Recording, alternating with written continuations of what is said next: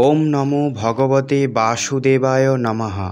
गुरु ग्रंथेर सार, गुरु तपस्यार नाम, गुरु आध्यात्मिक ज्योति, गुरुई चार धाम। ओम नमः शिवाय। जय श्री कृष्ण। प्रिय भक्तगण, आपनादेर सबाइके आषाढ़ मासेर पूर्णिमार अनेक शुभेच्छा। भगवान विष्णु और मा लक्ष्मी सहित शिव पार्वतीर कृपा आपनादेर ओपर सदा सर्वदा थाकुक। प्रिय भक्तगण, आज आषाढ़ मासेर शुक्लपक्षेर पूर्णिमा व्रत, जाके गुरु पूर्णिमा बा आषाढ़ी पूर्णिमा नामे जाना जाए। এই गुरु पूर्णिमार दिने भगवान श्री विष्णुर अवतार श्री वेदव्यासेर जन्म हयेछिल। ओनाके कृष्ण द्वैपायन बला हय। এই दिन प्रभु वेदव्यास पुराण सम्पादन करेছিলেন। प्रिय भक्तगण, हिंदू सनातन धर्मे गुरु के सर्वदाई ब्रह्मा विष्णु और महेश्वरेर समान पूज्य माना है। वेद उपनिषद और पुराण रचनाकारी प्रभु वेदव्यास के समस्त मानव जातिर गुरु माना है। तिनी स्वयं श्री नारायणेर अवतार। महर्षि वेदव्यासेर जन्म आषाढ़ मासेर शुक्ल पूर्णिमार दिन हयेछिल। ताई ओनार सम्माने प्रति बछर आषाढ़ मासेर शुक्ल पूर्णिमाय गुरु पूर्णिमा पालन करा हय। बला हय এই दिन ऋषि वेदव्यास सर्वप्रथम निजेर शिष्यदेर श्रीमद् भगवतेर ज्ञान दिएछिलेन। ताई এই शुभ दिनটিকে व्यास पूर्णिमा नामेও जाना যায়। ताई आजकेर दिने गुरु पूर्णिमा व्रत करले ओ व्रत कथा श्रवण करले समस्त सुख शांति प्राप्त হয়। गुरुर कृपाय मानुष अंधकार थेके प्रकाशे आसते पारे और सत्कर्म करे निजेर जीवन के चिर सुखी बनाते पारे। এই पूर्णिमा तिथि माँ लक्ष्मीर अत्यंत प्रिय। शास्त्रे बला हयेछे जे व्यक्ति এই पूर्णिमा तिथिते पुजो पाठ स्नान दान करे से अक्षय पुण्य फल प्राप्त करे, समस्त कष्ट दूर हो जाए। एछाड़ाओ पूर्णिमार दिने दान करले घरे धनधान्ये भरे ओठे और এই दिन शिष्यरा निजेर गुरुर पूजा अर्चना करे थाके। ताई ज्ञान ध्यान मान प्रतिष्ठा सर्वप्रकार सुखेर प्राप्ति है। तो प्रिय भक्तगण, आज आमी आपनादेर बोलबो गुरु पूर्णिमा अर्थात आषाढ़ मासेर पूर्णिमार व्रत कथा। प्रिय भक्तगण, मान्यता आछे जे गुरु पूर्णिमा व्रत कथा शोनार पर प्रभु वेदव्यासेर व्रत कथा शुनले এই सम्पूर्ण व्रत कथा पूर्ण হয় और भक्तरा गुरुर आशीर्वाद पाय। ताई चलुन सर्वप्रथमे शोना जाक आषाढ़ पूर्णिमार व्रत कथा, तारपर आमरा शुनबो ऋषि वेदव्यासेर व्रत कथा। ताई এই व्रत कथाके सम्पूर्ण शुनबेन, एर थेके सब रकमेर मनोकामना पूर्ण हबे और अत्यंत प्रसन्न चित्ते कमेंटे ओम नमः शिवाय हर हर महादेव अवश्यई लिखबेन। पौराणिक काहिनी अनुसारे काशीपुरी नामक स्थाने धर्मदेव नामक एकटी राजा राजत्व करत। ओनार दुटी रानी छिलो। राजा समस्त मंदिरे गिये पुजो पाठ करत और घरेও पुजो पाठ करत और भगवान विष्णु और महादेवेर निमित्ते व्रत उपवासও करत। दुजन रानी भगवानेर काछे प्रार्थना करार परेও तारा मा होते पारेनনি। एकबार एक सन्यासी ओई राज्य थेके जाच्छिल। राजार दरबारे सबाई बोलते लागलो এই सन्यासी अनेक बड़ महात्मा, ओनाके राज दरबारे डेके এই समस्या समाधानेर जन्य बिनती करा उचित। तखन राजा बोल्ल सन्यासीके सम्मानेर संगे राज दरबारे डाका होक। এই महात्मा जखन राजमहले एलो, राजा दुई रानीके डेके बोल्ल महात्मा आप्यायन अत्यंत सुंदर भावे करबे। बड़ रानी तखनी महात्माके सुंदर भावे खेते दिलेन। छोटो रानी ओनार छेड़ा कापड़ेर दिके देखलो और ओनार सेवा करते अस्वीकार करलो। छोटो रानीर निजेर रूप और धनेर अहंकार छिलो। दुदिन पर महात्मा जावार जन्य तैरी हये गेल। जावार आगे बड़ रानीके अनेक आशीर्वाद दिल और बोल्ल खूब ताड़ाताड़ी এই महले शिशुर आवाज शोना जाबे। बड़ रानी तो खूब खुशी छिलो, किन्तु उनी घरेर अन्य महिलादेरो आशीर्वाद चाइतेन जाते ओनार पुत्र यशस्वी और महान होते पारे। कारण बड़ रानीके तार ननद और शाशुड़ी पछंद करतो ना। এই चिंता करते करते दुदिन केटे गेल। একদিনের কথা। একদিন মা পার্বতী বৃদ্ধার রূপ ধারণ করে রাজার মহলে কাজ করার জন্য যান। সেই সময় বড় রানী বৃদ্ধাকে পুত্রবতী হওয়ার উপায় জিজ্ঞাসা করলেন। নিজের পুত্রকে যশস্বী ও মহান বানানোর উপায় জানতে চাইলেন। তখন ওই বৃদ্ধা বললেন, সন্তান যশস্বী ও মহান তখন হয় যখন ঘরের অন্য সদস্যদের আশীর্বাদ সে পাবে। তাই তোমাকে নিজের ননদ ও শাশুড়ির আশীর্বাদ প্রাপ্ত করতে হবে। কিন্তু বড় রানী কী করবে? ননদ আর শাশুড়ি তো তার উপর রেগে থাকত। যখন বড় রানী ওই বৃদ্ধাকে নিজের সমস্যার কথা বলল, তখন সে একটি উপায় বলল। এখন মা পার্বতী স্বরূপা বৃদ্ধা মায়ের কথা শুনে অন্য একদিন বড় রানী গোয়ালির রূপ ধরে মাথায় দুধের কলসি রেখে শাশুড়ি ও ননদের মহলে গেল। সে ঘোমটা দিয়ে রেখেছিল। যখনই সে শাশুড়ি ও ননদকে দেখতে পেল, তখনই সে মাথা থেকে দুধের কলসিটা নামালো আর ওনাদের পা ছুঁয়ে নিল। তখন শাশুড়ি ও ননদ তাকে যশস্বী ও মহান পুত্র হওয়ার আশীর্বাদ দিল। এবার ওই রানী তখন মহল থেকে বেরিয়ে গেল। প্রিয় ভক্তগণ, কিছুদিনের পরেই রানী গর্ভবতী হলেন। এই খবরটা রাজা পাওয়া মাত্র খুব খুশি হয়ে গেলেন। সম্পূর্ণ রাজ্যে প্রজারা আনন্দ করতে লাগল। বড় রানীর সম্মান অনেক বেড়ে গেল। ওনার দেখাশোনা করার জন্য আরও লোক রাখা হলো। অন্যদিকে ছোট রানীর মনে ঈর্ষা হচ্ছিল। দিনরাত সে ঈর্ষায় জ্বলতে লাগলো। সে ভাবছিল, এখন থেকেই বড় রানীর এত আদর সৎকার করা হচ্ছে, সন্তান জন্ম নেওয়ার পর কি হবে? ছোট রানী এসব ভেবে ভেবে ছটপট করছিল। সে রাজমহলে দাইমাকে ডেকে পাঠালো। তাকে অনেক টাকা পয়সা দিয়ে নিজের দলে ডেকে নিল আর দুজন মিলে ষড়যন্ত্র করল। তারা দুজনেই রানীর প্রসবের অপেক্ষা করতে লাগলো। এবার এমন সময় যখন প্রসবকাল সামনে এলো, তখন একদিন বড় রানী রাজাকে বলল, তার যখন প্রসব পীড়া হবে তখন যেন তিনি তার পাশে থাকেন। এসব শুনে রাজা বলল, তোমার যখন প্রসব পীড়া হবে তখন আমি অবশ্যই আসব। তোমার ঘরে একটি ঘণ্টা লাগিয়ে যাচ্ছি। তোমার যখন কষ্ট হবে তখনই এই ঘণ্টা বাজিয়ে দেবে, আর আমি সেই ঘণ্টার আওয়াজ শুনে চলে আসব। তারপর রাজা বড় রানীর ঘরে ঘণ্টা লাগিয়ে দিল। একদিন রানী ভাবল রাজার পরীক্ষা নেওয়া উচিত, তিনি ঘণ্টার আওয়াজ শুনে আসেন কি না। তাই সে ঘরের ঘণ্টা বাজিয়ে দিল। ঘণ্টার আওয়াজ শুনে রাজা বড় রানীর সামনে উপস্থিত হলো। তারপর রাজা যখন জানতে পারল রানী নিজের মনের ইচ্ছা পূরণ করার জন্য শুধু শুধু ঘণ্টা বাজিয়েছে, তখন তিনি রাগ করে রাজ দরবারে চলে গেলেন। এরপর কিছু সময় পরেই বড় রানী দুটি সন্তান জন্ম দিলেন। সন্তান জন্ম দেওয়ার পরই রানী অজ্ঞান হয়ে গেল। এই কথাটির সুযোগ নিয়ে দাইমা তাড়াতাড়ি দুটি সন্তানকে একটি ঝুড়িতে রেখে ছোট রানীর কাছে নিয়ে গেল। আর এরপর বড় রানীর কাছে দুটি ইট পাথর রেখে দিয়েছিল। রানীর জ্ঞান ফেরার পর সে অবাক হয়ে গেল, কারণ তার পাশে দুটি পাথর রাখা ছিল। রানীর সন্তান হয়েছে শুনে রাজা দৌড়ে এলো। এসে দেখল রানীর পাশে দুটো পাথর রাখা আছে। তখন রাজা দাইমাকে জিজ্ঞাসা করল, কি হয়েছে? দাইমা বলল, বড় রানী দুটি পাথর জন্ম দিয়েছেন। এসব শুনে রাজার অনেক রাগ হলো এবং রানীকে কারাগারে বন্দি করে দিল। রাজমহলে এই কথাটি ছড়িয়ে গিয়েছিল যে বড় রানী ইট পাথর জন্ম দিয়েছে। অন্যদিকে ছোট রানী দুটি দাসীকে বলল, এই ঝুড়িতে দুটি সন্তান আছে, এই সন্তানগুলিকে নিয়ে গিয়ে মেরে দাও। দাসীরা ঝুড়ি নিয়ে জঙ্গলে গেল। তখন ঝুড়ির কাপড় সরিয়ে দুটি সন্তানকে দেখল। তখন তারা সিদ্ধান্ত নিল যে সন্তানদের মারবে না। দাসীরা তাদেরকে ওখানেই ছেড়ে মহলে চলে গেল। ভগবান ভোলানাথ তাদের রক্ষা করবেন এই বলে দুজন দাসী মহলে ফিরে এলো। দাসীরা ফেরার পর ছোট রানী যখন জিজ্ঞাসা করল, কাজ হয়ে গেছে? তখন দাসীরা বলল, হ্যাঁ রানীমা, কাজ হয়ে গেছে। অন্যদিকে বড় রানী কারাগারে বসেই প্রতিটি পূর্ণিমা ব্রত করতে লাগল। প্রিয় ভক্তগণ, যেদিন বড় রানী দুটি সন্তান জন্ম দিয়েছিলেন সেদিনটি ছিল আষাঢ় মাসের পূর্ণিমার দিন। এই দিন জঙ্গলে এক কাঠুরে ও কাঠুরিনী মাটি আনতে গিয়েছিল।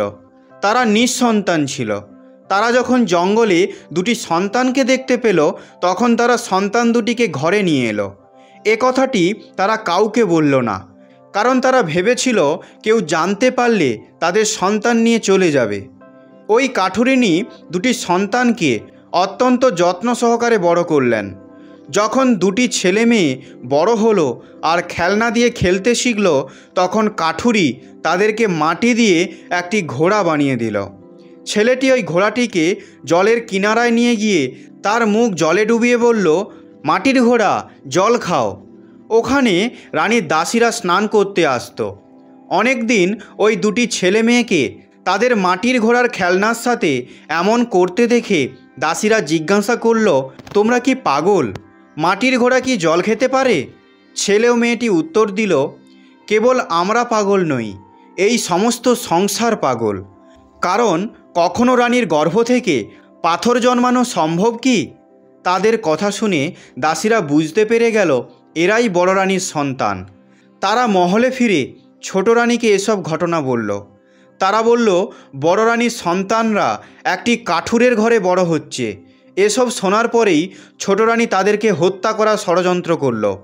রানী সুন্দর বস্ত্র পরে রাজার সামনে বসে পড়ল আর বলল, যতক্ষণ না কাঠুরের সন্তানের হত্যা করা হচ্ছে ততক্ষণ আমি অন্ন ও জল গ্রহণ করব না। রাজা জিজ্ঞাসা করল, হে রানী, কিন্তু তাদের অপরাধ কী?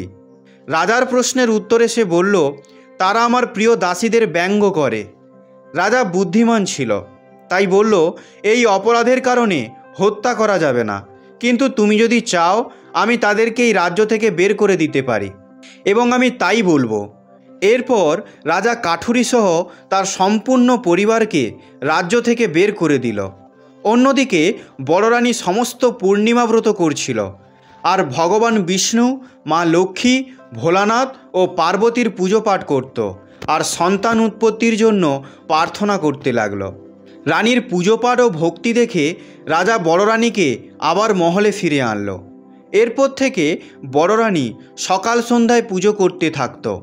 পুজোর জন্য বড় রানী সৈন্যদের দিয়ে ফুল আনাতো। অন্যদিকে ভগবান ভোলানাথ লীলা করে তার দুটি সন্তানকে বাঁশ আর চম্পা গাছ বানিয়ে দিলেন। একদিন বড় রানীর পূজার জন্য ফুলের দরকার ছিল, তাই সৈন্যরা জঙ্গলে গিয়ে দেখল একটি চম্পা গাছ আছে আর চম্পা গাছের পাশে বাঁশের ঝাড় আছে। সেনারা ফুল তোলার জন্য হাত বাড়ালো। তখনই গাছের ভেতর থেকে একটি মানুষের আওয়াজ শোনা গেল, যা শুনে সেনারা অবাক হয়ে গেল। চম্পার ভেতর থেকে আওয়াজ এলো, বাঁশ দাদা। বাঁশের মধ্যে থেকে একজন বলে উঠল, হ্যাঁ বোন চম্পা, বলো। চম্পা বলল, আমাদের সেনারা ফুল তুলতে এসেছে, আমি কি ফুল দিয়ে দেব নাকি আকাশের মতো উঁচু হয়ে যাব? বাঁশ গাছের থেকে আওয়াজ এলো, না। বাঁশ বলল, আকাশের দিকে উঠে যাও। চম্পা গাছ আকাশের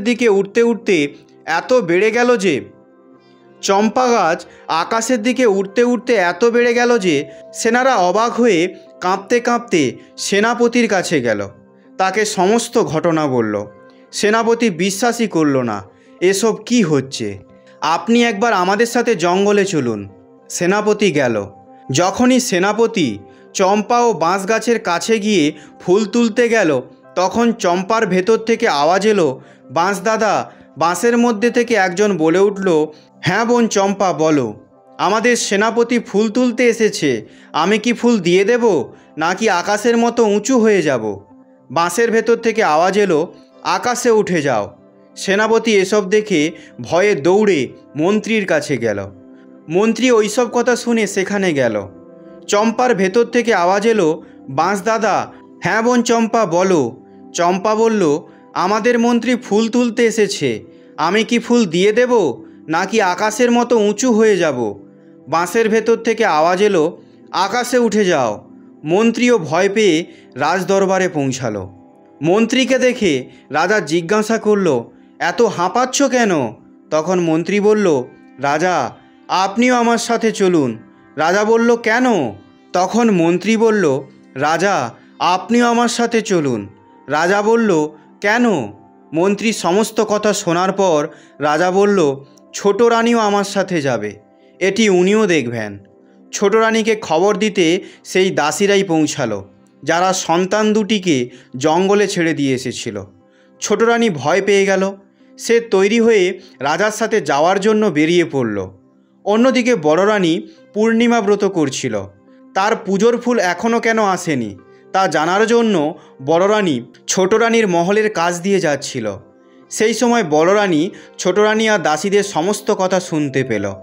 ছোট রানী যখন চলতে লাগলো তখন তার পালকির পেছনে পেছনে বড় রানীও হাঁটতে হাঁটতে যেতে লাগলো এবং খুব ব্যাকুল হয়ে হাঁটতে লাগলো। চম্পা গাছ উঁচু থেকে সব কিছুই দেখতে পাচ্ছিল। যখন সবাই তাদের কাছে পৌঁছালো তখন চম্পা বলল, বাঁশ দাদা। বাঁশ বলল, হ্যাঁ বোন চম্পা। চম্পা বলল, ছোট রানী সহ রাজা ফুল তুলতে আসছে। বাঁশ বলল, বোন চম্পা। রাজা যখন গাছটির কাছে পৌঁছালো তখন তাদের জিজ্ঞাসা করল, তোমরা দুজন ভাই বোন তো? তাহলে গাছে কিভাবে পরিণত হলে? ওই সময় বড় রানী ওখানে পৌঁছালো। তখন চম্পা বলল, দাদা বাঁশ। বাঁশ বলল, হ্যাঁ বোন চম্পা। চম্পা বলল, আমাদের মা অত্যন্ত দুঃখী হয়ে ফুল তুলতে এসেছেন। বাঁশ বলল, হ্যাঁ বোন চম্পা, মায়ের পায়ে জড়িয়ে পড়ো। তারপর চম্পা বড় রানীর পায়ে নিচু হয়ে গেল। এর সাথে বাঁশ গাছও বড় রানীর পায়ের কাছে ঝুঁকে গেল। এরপর চম্পা আর বাঁশ রাজাকে সব ঘটনা বলল। রাজা ওই মুহূর্তেই ছোট রানীকে কারাদণ্ডে বন্দি করতে আদেশ দিল। আর অন্ধকার কুঠুরিতে বন্দি হওয়ার কথা শুনে ছোট রানী ভয় পেয়ে গেল আর বড় রানীর কাছে ক্ষমা চাইতে লাগলো। এইভাবে বড় রানী অত্যন্ত দুঃখী মনে চম্পা আর বাঁশ গাছকে দেখছিল। সে ভাবছিল দুজন মানুষ কিভাবে হবে। বড় রানী মা পার্বতী ও ভগবান শিবের আহ্বান করল আর বলল, আমি যদি সমস্ত পূর্ণিমা ব্রত শ্রদ্ধা সহকারে ভক্তি সহকারে পালন করে থাকি, আমি যদি আপনাদের শুদ্ধ মনে পুজো করে থাকি, তাহলে আমার দুটো সন্তানকে আমি ছোঁয়া মাত্রই তারা মানুষ রূপে ফিরে আসুক। এসব কথা বলার পর বড় রানী তাদের কাছে গিয়ে তাদের ছুঁয়ে কাঁদতে লাগলো। যখনই বড় রানীর চোখের জল গাছ দুটি স্পর্শ করল তখনই চম্পা আর বাঁশ গাছ মানুষ হয়ে গেল। বড় রানী যে সন্তানদের কোলে নিয়ে রাজার সাথে রাজমহলে ফিরে গেল, সম্পূর্ণ রাজ্যে খুশির বার্তাবরণ হয়ে গেল। ছোট রানীর দাইমা আর সেই দাসীরা নিজের কর্মের ফল পেল। যে স্ত্রী ও পুরুষরা গুরু পূর্ণিমা ব্রত করবে তার জীবনে কখনো দুঃখ আসবে না। তাদের পূর্বজন্মে যদি জীবনে দুঃখ আসে তাহলে এই ব্রত করার ফলে তারা সেটি থেকেও মুক্ত হয়ে যাবে। এই ব্রতের ফলে ধন ও সন্তান প্রাপ্তি হয়। তাই যে কারোর ওপর হিংসা ও ঈর্ষা না করে শুধুমাত্র ভগবানের ওপর বিশ্বাস রেখে সৎকর্ম করবে আর অবশ্যই কল্যাণ হবে। প্রিয় ভক্তগণ, এই গুরু পূর্ণিমা ব্রতকথাকে সম্পূর্ণ করার জন্য এবার শোনা যাক বিষ্ণু ভগবানের অবতার প্রভু বেদব্যাসের কাহিনী। এই কাহিনী শুনলেই ব্রত সম্পূর্ণ হবে আর ভগবান বিষ্ণুর আশীর্বাদ পাওয়া যাবে। প্রিয় ভক্তগণ, বেদব্যাস কোনো নাম নয়, বরং একটি উপাধি। কারণ তিনি বেদের জ্ঞান অন্যদের দান করতেন। ভগবান বিষ্ণুর আংশিক অবতার যাকে বেদব্যাস নামে জানা যায়, কিন্তু ওনার বাস্তবিক নাম কৃষ্ণ দ্বৈপায়ন। ওনার নাম কৃষ্ণ দ্বৈপায়ন রাখা হয়েছিল কারণ ওনার গায়ের রং শ্যামবর্ণ ছিল আর তিনি একটি দ্বীপে জন্মগ্রহণ করেছিলেন। মহর্ষি বেদব্যাসকে নিয়ে এমন অনেক কথা আছে যা অনেক কম লোক জানে। আপনারা কি জানতেন ভগবান বিষ্ণুর আংশিক রূপ ঋষি বেদব্যাস একটি জেলেনির পুত্র ছিলেন? কারণ ওনার মা সত্যবতী, চেদিরাজ উপরিচর বসু এবং সাপগ্রস্তা মৎস্যরূপিণী অপ্সরা অদ্রিকার কন্যা ছিল। এই জন্য ওনার মায়ের গা থেকে সবসময় মাছের গন্ধ আসতো। তার গায়ে তীব্র মাছের গন্ধ থাকায় তার আরেক নাম মৎস্যগন্ধা। এর কারণে কেউ তার কাছে আসতে চাইতো না। তাই তিনি যমুনার বুকে নৌকা চালানো আর জেলেনি হিসাবে কাজ করতেন। পাণ্ডু আর ধৃতরাষ্ট্রের জন্ম ওনার থেকেই হয়েছিল। অষ্ট চিরঞ্জীবীর মধ্যে মহর্ষি বেদব্যাসও একজন। তাই ওনাকে এখনও জীবিত মনে করা হয় তিনি আজও পৃথিবীতে আছেন। ওনার কৃপাতেই ধৃতরাষ্ট্রের ৯৯টি পুত্র এবং একটি পুত্রী হয়েছিল। মহর্ষি বেদব্যাস পৃথিবীতে সবথেকে প্রথমে ভৌগোলিক মানচিত্র তৈরি করেছিলেন।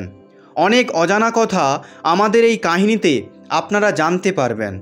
আপনি যদি এই কাহিনীটি শুনছেন তাহলে সম্পূর্ণ শুনবেন, কারণ এর দ্বারা মনোবাঞ্ছিত ফল পাবেন।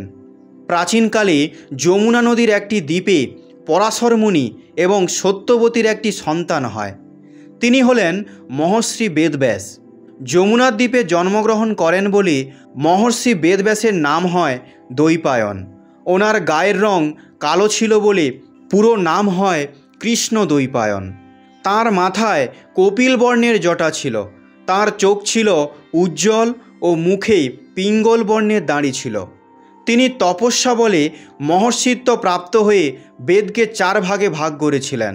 এই কারণে ইনি বেদব্যাস বা ব্যাস নামে পরিচিত।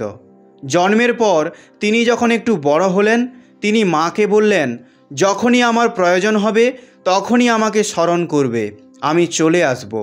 এই সব বলে মায়ের কাছে অনুমতি নিয়ে তপস্যা করতে চলে গেলেন। তার তপস্যার স্থান ছিল বদ্রিকাশ্রম। এই কারণে ইনি বাদরায়ণ নামেও পরিচিত। এবার সত্যবতীর বিবাহ রাজা শান্তনুর সাথে হয়েছিল, কারণ রাজা শান্তনু সত্যবতীকে ভালোবাসতেন আর সত্যবতীও রাজা শান্তনুকে ভালোবাসতেন। সত্যবতী আর শান্তনুর চিত্রাঙ্গদ ও বিচিত্র বীর্য নামে 2টি সন্তান হয়। কিছু সময় পর 2টি সন্তানের মৃত্যু হয়ে গিয়েছিল। এই সময়ের মধ্যে সত্যবতীর পুত্র বিচিত্র বীর্যের 2টি স্ত্রী গর্ভবতী ছিলেন। বিচিত্র বীর্যের 2টি স্ত্রীর নাম হল অম্বিকা আর অম্বালিকা। অম্বিকা একটি অন্ধপুত্র ধৃতরাষ্ট্রকে জন্ম দেন এবং অম্বালিকা একটি পুত্র পাণ্ডুকে জন্ম দেন। এছাড়াও বিচিত্র বীর্যের ও এক দাসীর একটি পুত্র ছিল, যার নাম ছিল বিদুর। 3টি পুত্রের মধ্যে বিদুর বেদ বেদান্তে পণ্ডিত আর নীতিবান পুত্র ছিলেন। ভক্তগণ, ধৃতরাষ্ট্রের 100টি পুত্রের পেছনে মহর্ষি বেদব্যাসের অবদান ছিল।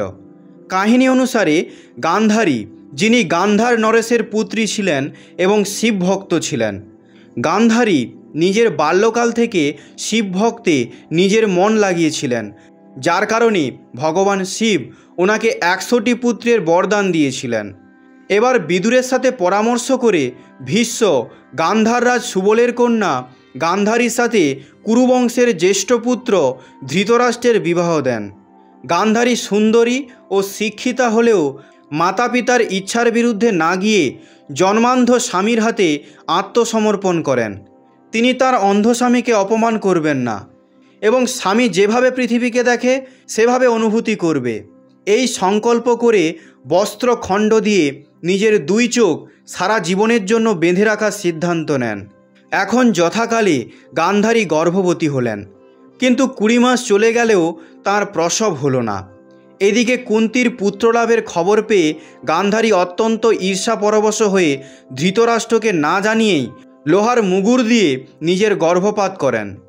এর ফলে তার গর্ভ থেকে এক লৌহ কঠিন মাংসপিণ্ড নির্গত হলো। গান্ধারী দাসীদের তা নষ্ট করার আদেশ দিতে যাচ্ছিলেন, এমন সময় ব্যাসদেব এসে তাকে নিষিদ্ধ করলেন। তিনি ভ্রূণকে শীতল করে ভিজিয়ে শতভাগে ভাগ করেন এবং তা ঘৃতপূর্ণ কলসে রাখেন। 1 বছর পর দুর্যোধন এবং 1 বছর 1 মাসের মধ্যে দুঃশাসন, দুঃসহ, বিকর্ণ প্রভৃতি শতপুত্র ও দুঃশলা নামে একটি কন্যার জন্ম হয়। অন্যদিকে ধৃতরাষ্ট্র ও গান্ধারীর প্রিয়দাসীর একটি পুত্রের জন্ম হয়, যার নাম হয় যুযুৎসু। এইভাবে ধৃতরাষ্ট্রের মোট 100টি পুত্র এবং 1টি কন্যা হয়। এটাই ছিল কৌরবদের জন্মের পেছনে মহর্ষি বেদব্যাসের অবদান। তিনি তপস্যা বলে মহর্ষিত্ব প্রাপ্ত হয়ে বেদকে 4 ভাগে ভাগ করেছিলেন। এই কারণে ইনি বেদব্যাস বা ব্যাস নামে পরিচিত। বেদব্যাস বেদের 4টি ভাগ করার পরও 18টি মহাপুরাণের মহাসূত্র প্রণয়ন করেছিলেন। ভগবান বিষ্ণু বেদব্যাস রূপে অবতার নিয়ে বেদের বিস্তারণ করেছিলেন। তিনি প্রথম পৃথিবীর ভৌগোলিক মানচিত্র তৈরি করেছিলেন। বেদব্যাসের 4টি মহান শিষ্য ছিল, তারা হলেন পাইলা, জৈমিনী, বৈশম্পরায়ণ এবং সুমন্ত, যাদেরকে তিনি 4টি বেদ পড়িয়েছিলেন, যার মধ্যে পাইলাকে ঋগ্বেদ, জৈমিনীকে সামবেদ, বৈশম্পায়নকে যজুর্বেদ, সুমন্তুকে অথর্ববেদ। মহর্ষি বেদব্যাসের বর্ণনা অনুসারে ভগবান গণেশ মহাভারত লিখেছিলেন। ঋষি বেদব্যাস সঞ্জয়কে দিব্যদৃষ্টি দান করেছিলেন, যার ফলে তিনি মহাভারতের যুদ্ধক্ষেত্রের সমস্ত কিছু দেখতে পেরেছিলেন এবং তিনি ভগবান শ্রীকৃষ্ণের বিশ্বরূপ দেখতে পেরেছিলেন।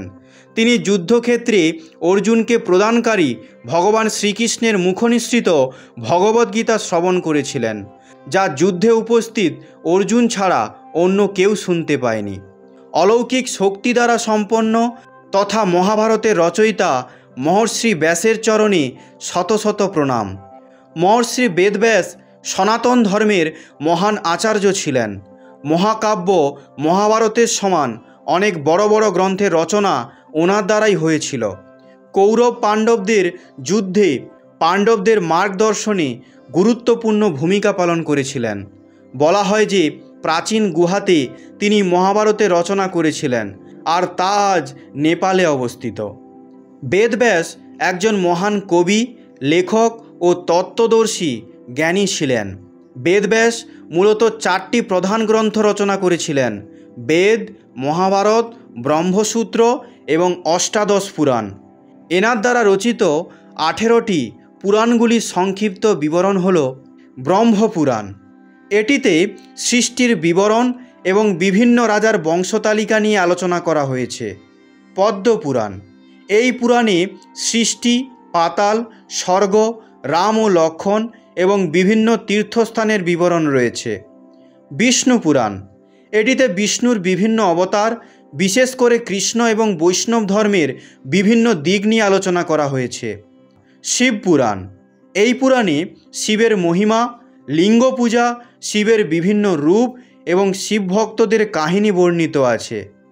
ভগবত পুরাণ, এটিতে বিষ্ণুর অবতার, কৃষ্ণের লীলা, ভক্তিযোগ এবং মোক্ষ লাভের উপায় নিয়ে আলোচনা করা হয়েছে। নারদ পুরাণ, এই পুরাণে ধর্ম, কর্মফল, তীর্থস্থান এবং বিভিন্ন পূজা পদ্ধতির বিবরণ রয়েছে। মার্কেন্ডেয় পুরাণ, এটিতে দেবী মাহাত্ম্য এবং বিভিন্ন ঋষি ও রাজার কাহিনী নিয়ে আলোচনা করা হয়েছে।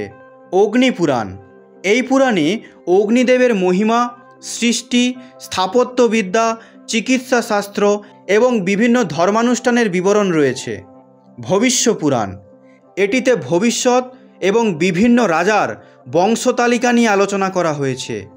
ব্রহ্মবৈবর্ত পুরাণ, এই পুরাণে ব্রহ্মার সৃষ্টি, প্রকৃতি, গণেশ ও অন্যান্য দেবদেবীর লীলা এবং বিভিন্ন অবতারের কাহিনী বর্ণিত আছে। লিঙ্গ পুরাণ, এটিতে শিবলিঙ্গ এবং লিঙ্গ পূজার মাহাত্ম্য নিয়ে আলোচনা করা হয়েছে। বরাহ পুরাণ, এই পুরাণে বরাহ অবতারের কাহিনী এবং বিভিন্ন তীর্থস্থানের বিবরণ রয়েছে।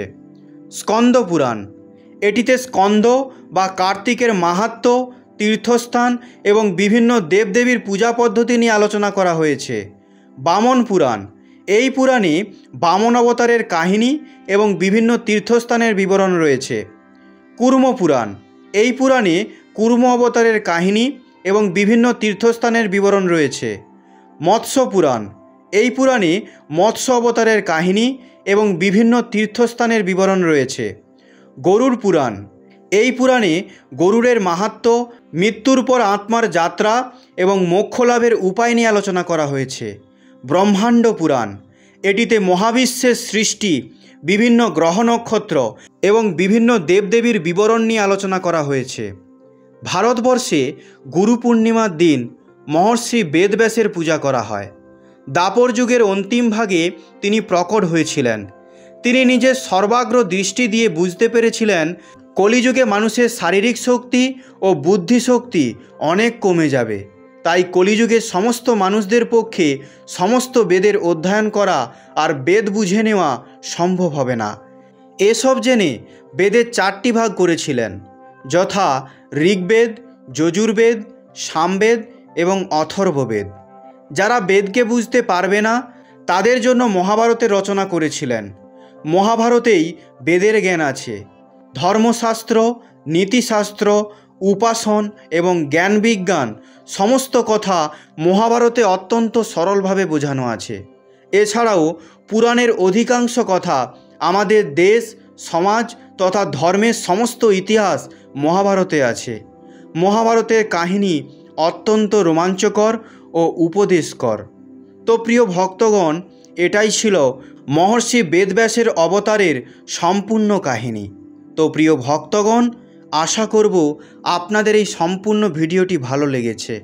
আপনাদের যদি ভিডিওটি ভালো লেগে থাকে তাহলে ভিডিওটিতে একটি লাইক করে ভিডিওটি বন্ধু ও পরিবারের সাথে অবশ্যই শেয়ার করে দেবেন। কথা হবে পরবর্তী ভিডিওতে। আপনারা সবাই ভালো থাকবেন, সুস্থ থাকবেন। ধন্যবাদ। জয় শ্রীকৃষ্ণ। রাধে রাধে।